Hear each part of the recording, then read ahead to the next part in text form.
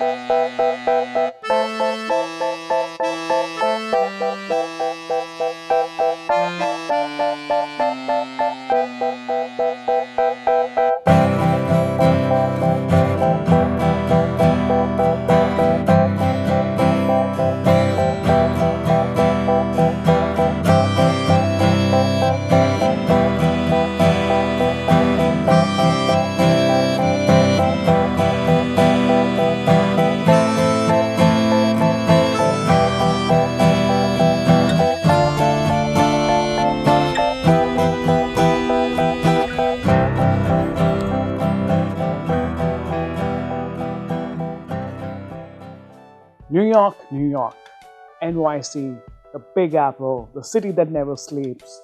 Hands down, it is one of my favorite cities. When we went there for a long weekend, everything looked so familiar. And growing up, we see so much about New York on TV, magazines, other media forms. So when you're actually in New York City, you just know everything. Everything's so familiar. It's like you've been here all along. Okay, now this was our first trip together. So we were very excited and we wanted to make the most of it.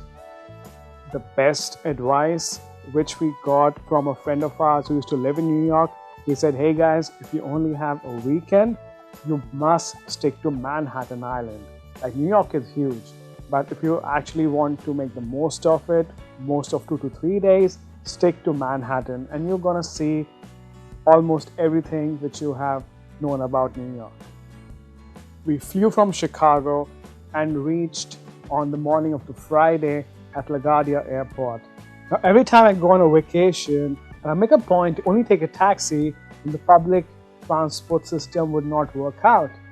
Because I truly believe using the public transportation actually adds to the experience of the trip. While New York subway system is an adventure and experience in its own right, but it is definitely very convenient. Like the only time we had to take a bus was when we went from LaGuardia Airport to Manhattan Island and on our way back. So when you land at LaGuardia, make sure you go to the metro ticket dispensing unit, which is in the terminal, and instead of buying a ticket, get yourself the 7-day pass. I think it was for $30, but it's totally worth it because otherwise, every time you go in and out of subway, it charges you like $3 to $4. So the 7-day pass is perfect to see the whole of Manhattan. We took the bus M60 SPS and we took it from the airport. We took it to any subway station in Manhattan. Basically, once we entered the Manhattan Island, I had opened my Google Maps, and when I saw a subway station nearby, we just got down there because all subways are connected. They're different lines, but they're all connected. As soon as we got on the bus, I was on my list. I was like, okay, let's start checking off. What can we do? There's no time to waste. I think we got down near Harlem because one of Morgan's friend had said that we must try Aunt Ruth's chicken. They are very famous for their waffle and chicken. I love waffles and I love chicken, but waffle chicken is a combination which I really learned to appreciate and enjoy. That neighborhood though, where Aunt Ruth's chicken is, it's not exactly the most posh area of the city. It's part of the experience. So talking about hotel or accommodation, what you can do for your first weekend trip to New York is find yourself an Airbnb in North Manhattan. If you want to stay in Manhattan, but if you try to find an Airbnb in Central or South, it's going to be super expensive. But like I said, the subway is so cool to find yourself in the not so sexy North Manhattan an Airbnb accommodation for say 40-50 bucks, and then just catch a 20-minute ride to say Times Square.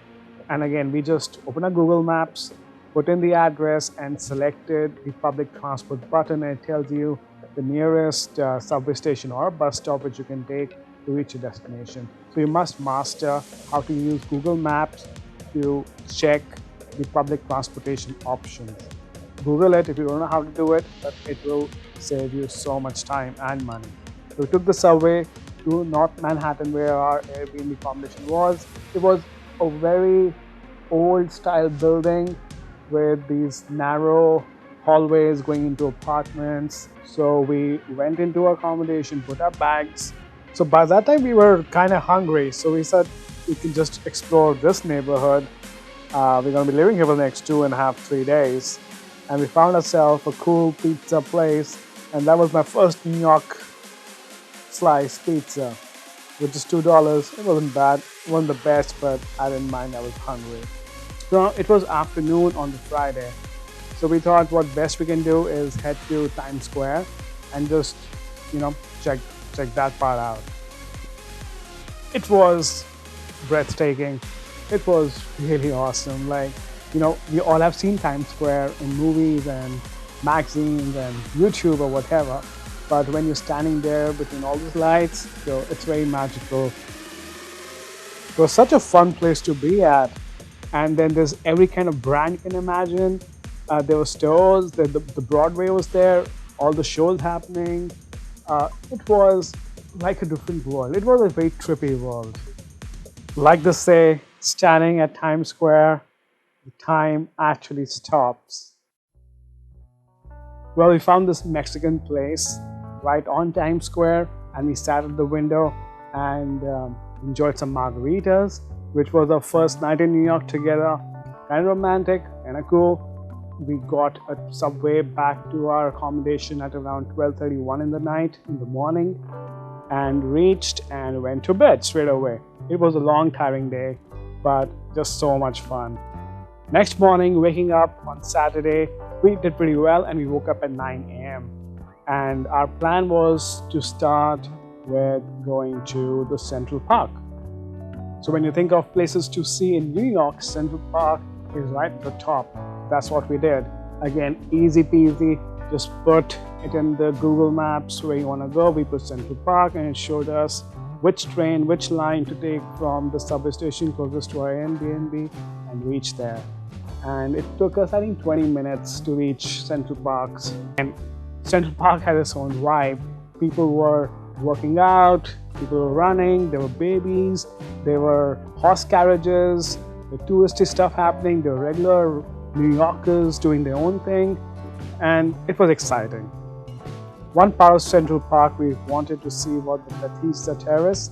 It's again that famous fountain which we see in so many movies. So after Central Park, Morgan had this thing which she had to do. She wanted to go to Brooklyn and stand at this famous Washington Street where everyone goes there to get that picture clicked, with the Brooklyn Bridge in the background. So we went there. We kind of struggled to find it, but we finally did. And there were a hell lot of people doing it. So we did make that happen. And now that area is also pretty fancy and pretty cool if you want to, have a lunch or a snack or a drink there. Although we did not do it because we wanted to be on our way to Chinatown, because one of our other friends had recommended the Golden Unicorn as the place in Chinatown to try lunch. So we reached Chinatown around 4. Golden Unicorn, the restaurant, is a very, very traditional sounding and looking Chinese restaurant. It was nothing fancy. There were like banquet tables and chairs, and you just sit there. Not exactly there's a menu, they just ask you what you want, and they have these dim sum trolleys going around. You can keep picking food. It was a fun, unique experience. So yes, must plan a lunch in Chinatown. Now the next thing which we had on our list was checking the village, the Greenwich Village. So if we ever get a chance to live in New York, it has to be at the village. you would definitely find a house in the Village. It is just such a classy, sophisticated area of New York. You have seen it again, you have seen it in movies and magazines. I think the first season of You was shot there. There was a famous Tony's pizza place where we had a big slice of pizza. And what we did next was go back to Times Square, because at 12 a.m. every night, Times Square has the world's largest digital art exhibit. And I got to know about it the day before and was excited. So I made Morgan go with me specially to Times Square at 12 a.m. in the night to check it out. I was kind of disappointed because I imagined like each and every screen at Times Square would turn into the art exhibit, but that wasn't really the case. It was more like 60% of the screens changed. By the time we reached back home, the accommodation Airbnb, it was almost 2 a.m. and we definitely were exhausted, very proud of all that we saw in that day. Well, on Sunday morning, we kind of slept in and woke up at only 12 p.m. And something we saw on one of the buses earlier, a day before, was a sex museum in New York. And we just thought it would be exciting to check it out. And that's what we did. We woke up at 12 p.m. on Sunday and we went to the sex museum. I think they just opened back then, but it was very interesting and we spent an hour there. They had some discounted tickets as an opening offer. It was cool and it was just interesting to see a museum dedicated to the activity of sex. So if you haven't seen and you've been to New York, you're going to New York, you should check it out. It's cool. Because we started the day so late, by the time we finished the sex museum, it was already like 3:30 p.m. and we decided to head to Little Italy because out of our culinary things to do in New York, Chinatown and Little Italy were on top of the list. We went to Little Italy and as per the reviews on Google, we chose a restaurant, I think it was called, and it was good food. It was just good, fresh food. So you must try for authentic Italian, New York Italian food. You must go to Little Italy. And after just walking around Little Italy, we took again a subway to Battery Park. Battery Park is the southernmost tip of Manhattan Island, and that's where the New York Stock Exchange is. So I wanted to click a picture with the bull, and from the Battery Park you can also see the Statue of Liberty. We were not too keen on actually taking the ferry to the statue because we were short on time and trying to do as much as possible. So our plan was just to go there and see the Statue of Liberty from the shore. But when we reached there, it was very cloudy, very hazy, so we could just faintly see the outline of the statue way into the distance. Also near Battery Park, there's a memorial which you should check out. It's dedicated to the fallen soldiers of the US Army. So another thing which I wanted to see was the Grand Central Station. Again, sorry I keep saying it again and again, but just watching all those romantic chick flicks where the guy proposes to the actress, to the heroine, to the actress in Grand Central Station, and they're chasing, trying to stop the person from boarding the train or something like that. So I just wanted to check it out. And so we headed to Grand Central Station and it was beautiful. They have the art on the ceiling of the station. It's just picturesque. So Grand Central Station also you must see. Besides this, we also walked past the Empire State Building. Again, we just didn't really bothered about going to the top, paying $40 to see the view because it was just so cloudy. But it was still cool to just walk the neighborhood where the Empire State Building is. And the same area, there's so many other old buildings, and I can't even name most of them. But when you see those buildings, you just recognize them from movies and series and TV shows which you've seen in your life. So it's just cool to just walk there. Our trip to New York holds a very special place in our hearts because it was our first trip together. And though it was only 3 days, we thought it was just the perfect trip. Like first timers to New York, everything I had ever seen in movies, TV, magazines, anything which I had seen or heard about New York, I got to see in those 3 days. So you've been watching Love and Passports. If you haven't subscribed yet, please do so. Really appreciate it greatly. Also, you can comment and like on the videos. Actually, you must like and comment on the videos. And don't forget to check out our Instagram handle. We are getting more and more consistent on that. This has been Love and Passport. What else do you need?